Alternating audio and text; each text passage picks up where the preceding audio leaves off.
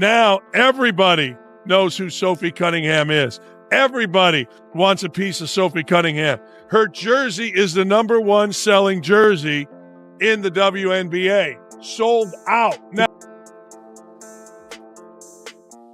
one shirt, one post, one player. That's all it took to shake the WNBA. Sophie Cunningham didn't just wear R&B, she wore a movement. We know somebody that has gotten ridiculously popular this year with the Indiana Fever. I made a prediction that she was going to be the second most popular player on this team by the end of the year. And then, of course, there was the big incident during the Connecticut Sun game. And by the end of that game, she was known as Caitlin Clark's enforcer. $800,000 in shirt sales in one day.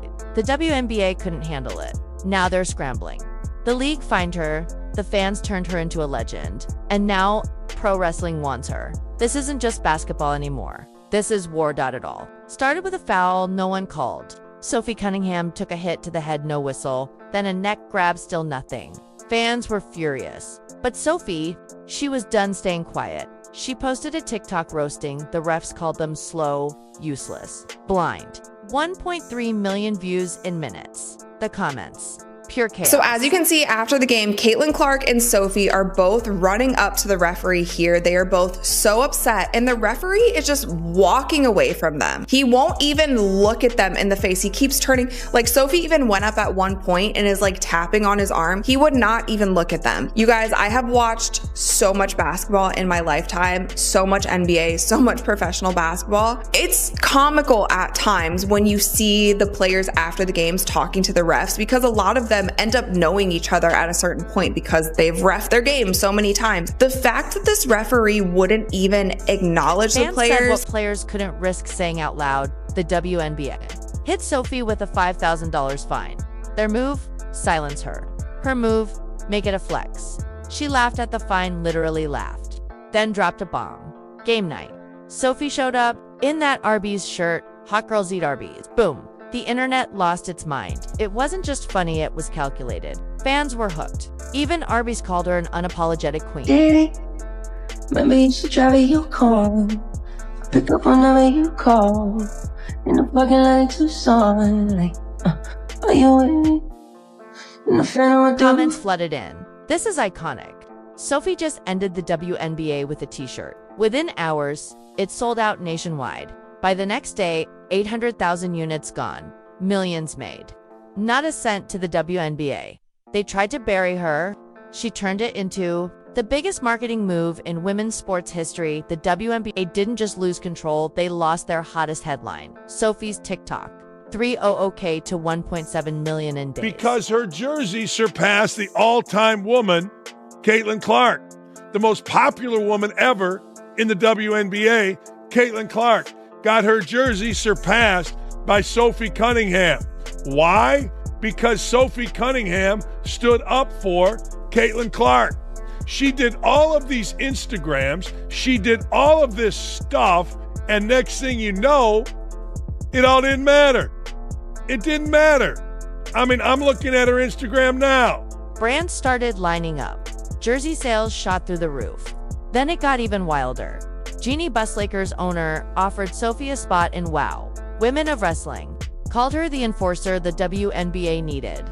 Not just for herself, but to protect Caitlin Clark? Yep, even Caitlin's name got pulled into the storm. An Angel Reese. She reposted the Arby's clip with a emoji they scared of real ones. Here's the truth, the WNBA won't admit. They built this monster. Instead of fixing, officiating, they fine players.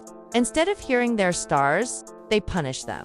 And now, Sophie, she's the face of the this rebellion. arrangement into the Chicago Sky game.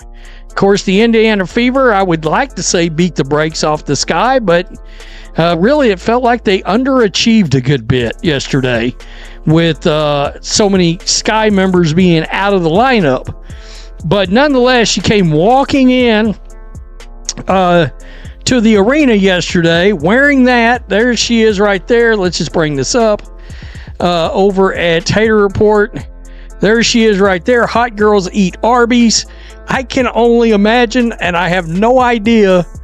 I would assume This is some kind of While league sponsorship. officials try to control the narrative, Sophie is out here writing her own story in bold red ink. Hey, you know what? At the end of the day, this is an entertainment business. I know a lot of people pay a lot of money to come and watch us play, and so we want them to have fun. And at the end of the day, I work my tail off in the off season, and now this is my fun. I want to go out there, I want to smile, I want to laugh, I want to get the crowd involved, and that's just who I am. I'm an energy player.